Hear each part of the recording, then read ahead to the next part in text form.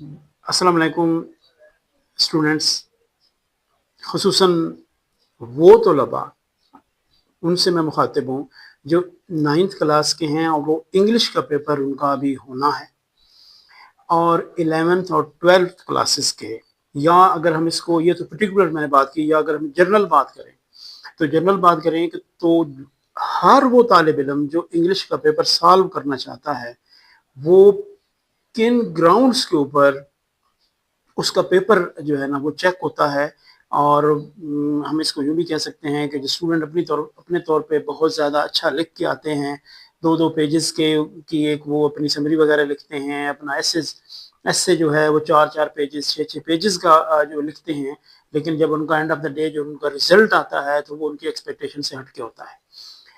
तो अगर आप मुझसे पूछें बीइंग ए टीचर के जनाब, जब आप पेपर इंग्लिश का चेक करते हैं, ये बोर्ड के पेपर्स वगैरह होते हैं, जब आप इनको चेक करते हैं तो आप किन पैरामीटर्स को सामने रख के चेक करते हैं, या बीइंग ए टीचर आपको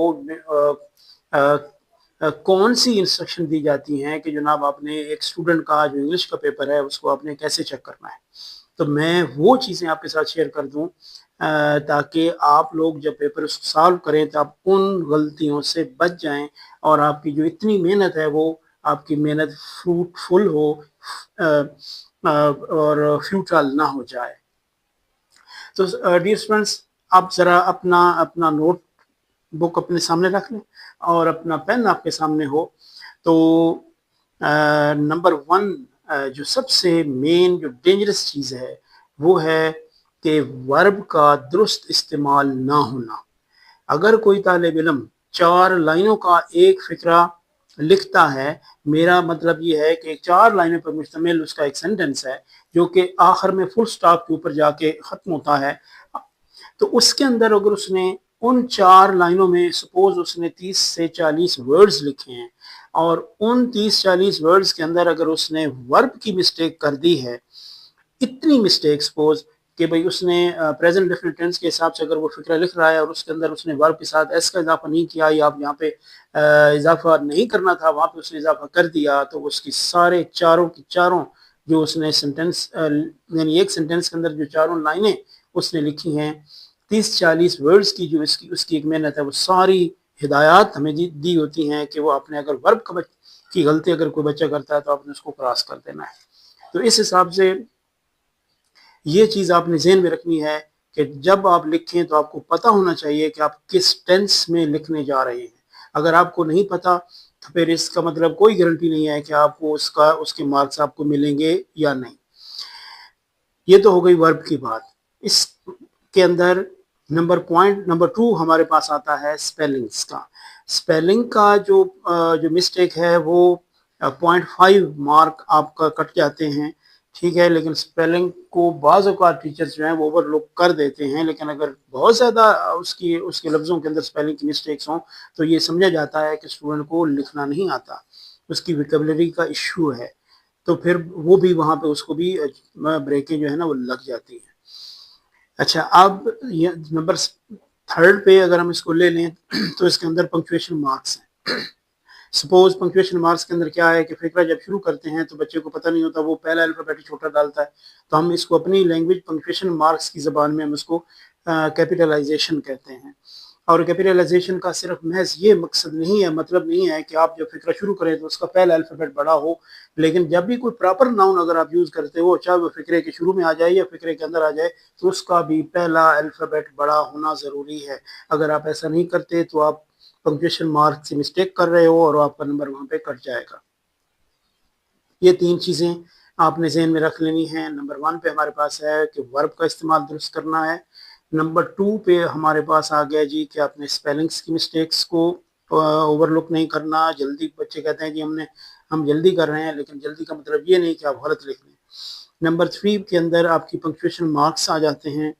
पंक्चुएशन मार्क्स के अंदर कॉमा का इस्तेमाल है, सेमीकोलन का इस्तेमाल है, कोलन का इस्तेमाल है, हाइफन वगैरह का इस्तेमाल है, और फुल स्टॉप का इस्तेमाल है, कैपिटलाइजेशन है। इन चीज़ों का आपने ज़हन में रखना है। अब हम जनरल बात के ऊपर जाएंगे। वो जनरल बात डियर स्टूडेंट्स ये है कि कंटेंट आता है, मसलन क्वेश्चन आंसर्स 9th क्लास के आ जाएँ या 11th क्लास के आ जाएँ, तो उसके अंदर जो क्वेश्चन आंसर का एक सवाल आता है जी कि आंसर द फॉलोइंग क्वेश्चंस। तो सबसे बड़ी मिस्टेक जो स्टूडेंट्स ये करते हैं कि जो क्वेश्चन के अंदर जो टेंस का इस्तेमाल है, सपोज उसमें पास्ट इंडेफिनिट है, और तो आप बाउंड हो जाते हैं कि पास्ट इंडेफिनिट के जवाब आप पास्ट इंडेफिनिट में ही देंगे। और अगर सवाल के अंदर प्रेजेंट प्रेजेंट इंडेफिनिट लगा हुआ है, यानी आ जाता है कि वेयर डज शी गो, तो आपका जवाब प्रेजेंट डेफिनेट में ही आएगा। तो आपका जवाब शी गोज टू का आएगा, शी वेंट नहीं आएगा, ये ज़हन में रखिएगा। तो एंड पे हम क्या करेंगे, सम अप क्या करेंगे कि सवाल के अंदर जो टेंस होगा जवाब आपका उसी टेंस में ही जाएगा। अगर आपने उस टेंस को ज़हन में नहीं रखा तो भी आपका वो सवाल, चाहे आपने सारा ठीक किया है और सिर्फ टेंस का इस्तेमाल नहीं किया, फिर वहाँ पे वर्ब आ जाता है, तो भी आपका सवाल, आपका नंबर जो है ना वो कट जाएंगे, वो आपको उसके नंबर नहीं देंगे।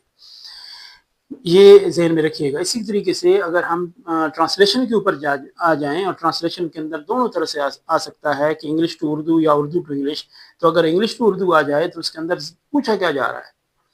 पूछा ये डियर स्टूडेंट्स जा रहा है कि हर फिक्रा एक खास टेंस के ऊपर फोकस कर रहा है, यानी खास टेंस के ऊपर, कहीं पे इज लगा हुआ है, कहीं पे वाज लगा हुआ है, कहीं पे विल लगा हुआ है। तो आपका जवाब जो उर्दू के अंदर आएगा, ट्रांसलेशन आएगी, वो उसी टेंस के हिसाब से आएगी।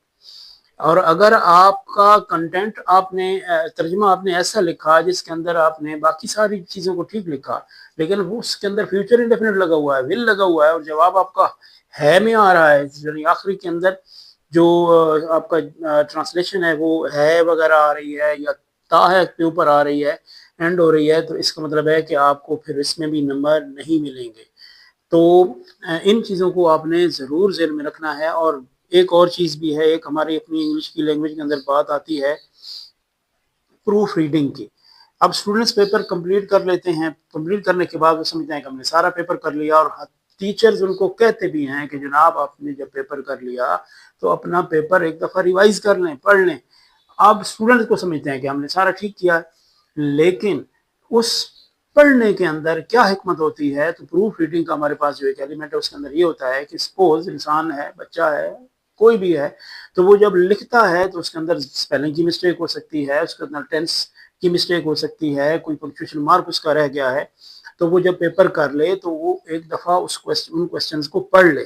ताकि हो सकता है कि उसका कोई स्पेलिंग मिस्टेक हो तो उसको उस वक्त करेक्ट कर ले, कोई एडिट करना हो, कोई चीज़ को, किसी कोई चीज़ को उसने इजाफी लिख दिया, या कोई चीज़ अच्छा सेंटेंस उसके आखिर में दिमाग में आ गया तो उसको उसके अंदर ऐड कर सकता है। टेंस की मिस्टेक, कहीं पे एस नहीं लगाया वर्ब के साथ, और कहीं पे लगा दिया है, तो उसको जब दोबारा पढ़ेगा तो आप उसको वो दुरुस्त कर सकता है, उसके पास ये चांस होना चाहिए। तो उम्मीद है आपको अब इस बात की समझ आ रही होगी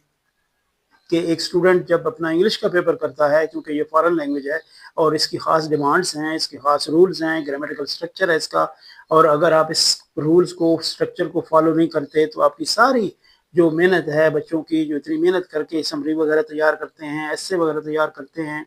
या सेंटेंसेस लिखते हैं, तर्जुमा करते हैं, या उर्दू टू इंग्लिश जाते हैं, तो उनकी सारी मेहनत जो है वो ठिकाने नहीं लगती, और उनका जो उनके मार्क्स होते हैं वो उनकी तवक्कुआत से हट के आते हैं। तो मेरी आप लोगों से, बीइंग ए टीचर, उन स्टूडेंट्स से जो इंग्लिश का पेपर देते हैं, इंग्लिश का पेपर वो अटेम्प्ट करते हैं, उनसे मेरी एक हमदर्दाना रिक्वेस्ट है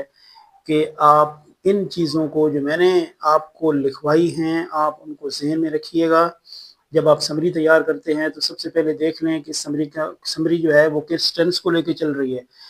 तो आपने उसी टेंस को ही लेके चलना है। समझना आपको पता होना चाहिए कि किस टेंस में ये चीज़ जो है ना ये समरी लिखी जा रही है,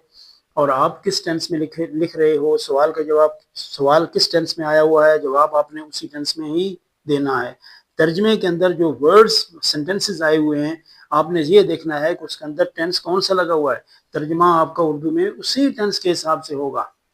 मसलन मैं आपको एग्जांपल दे लूँ कि सपोज उसके अंदर आता है कि government is doing a lot of efforts to create a suitable environment for the people. अब गवर्नमेंट इज़ है यहाँ पे, तो आपका जवाब भी इज़ में आएगा कि हुकूमत मुनासिब माहौल पैदा करने के लिए बहुत सी कोशिशें कर रही है। अब कर रही कि ठीक अगर आप कर देंगे तो जब आपको नंबर नहीं मिलेंगे, करेगी लगा देंगे तो भी आपको इसके नंबर नहीं मिलेंगे। सारा आप फिक्रा लिख के आए हो लेकिन आपने वो सारा टेंस क्योंकि फॉलो नहीं किया, तो your efforts will be just wasted. तो उम्मीद है आपने नोट डाउन कर लिया होगा